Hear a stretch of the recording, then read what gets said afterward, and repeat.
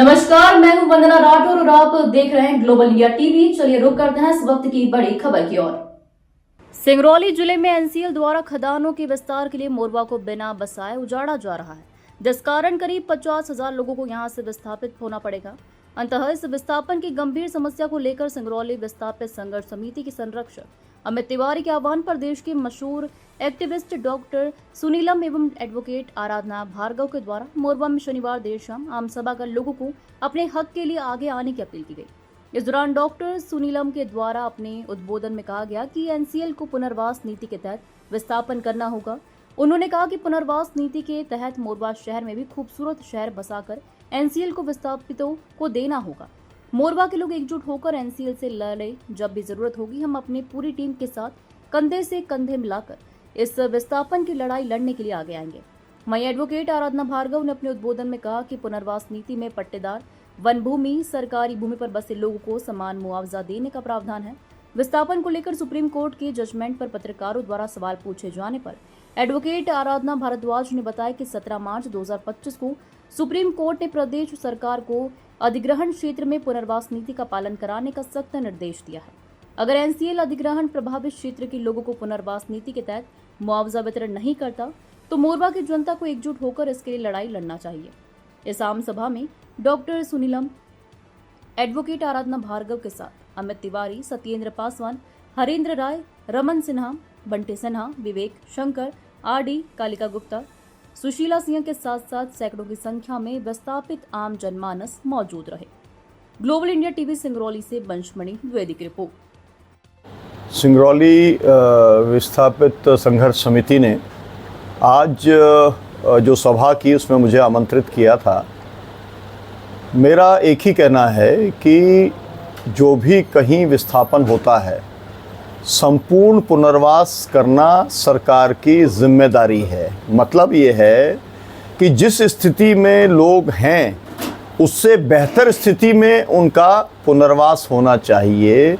ये एक universal law है, तो इस कानून का पालन हो, नंबर 1।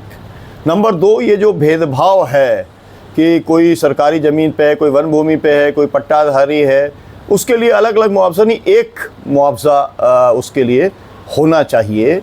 ये दोनों मुद्दों को लेकर के और फिर हमारा कहना यह है कि आपको एक अवसर मिला है कि एक ऑर्गेनाइज्ड सिटी आप पूरा बना सकते हैं, तो नया शहर बसाइए। जब आप ऊर्जा राजधानी सिंगरौली को आप कह रहे हैं, तो एक जैसे एक सबसे बड़ा और शानदार शहर चंडीगढ़ माना जाता है, तो आपको एक अवसर आया है कि 2025 में आपके सुंदर शहर की क्या परिकल्पना है। 1 लाख लोगों के लिए ऐसा सुंदर शहर आप बनाइए और लोगों को न्यायपूर्ण आप मुआवजा दीजिए।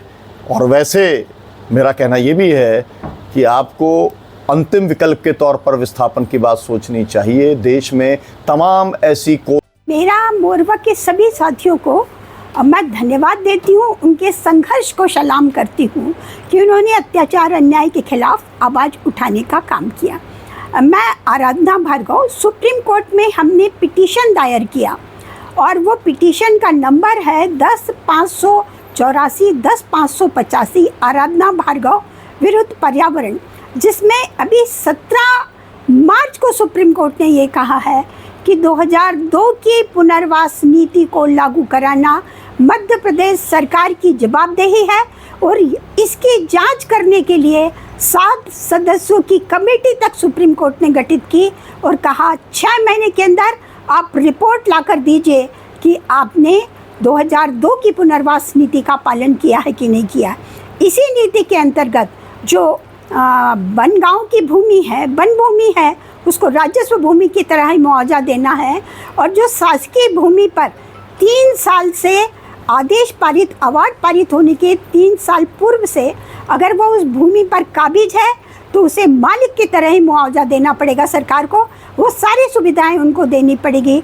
और पट्टाधारी तो मालिक है क्योंकि सरकार ने ही पट्टा दिया है। तो 2002 की पुनर्वास नीति को लागू कराना, सुप्रीम कोर्ट के फैसले का सम्मान करना या सरकार की और कंपनी की जवाबदेही है, जिसे हम ज़मीन पर उतार कर लेकर आएंगे।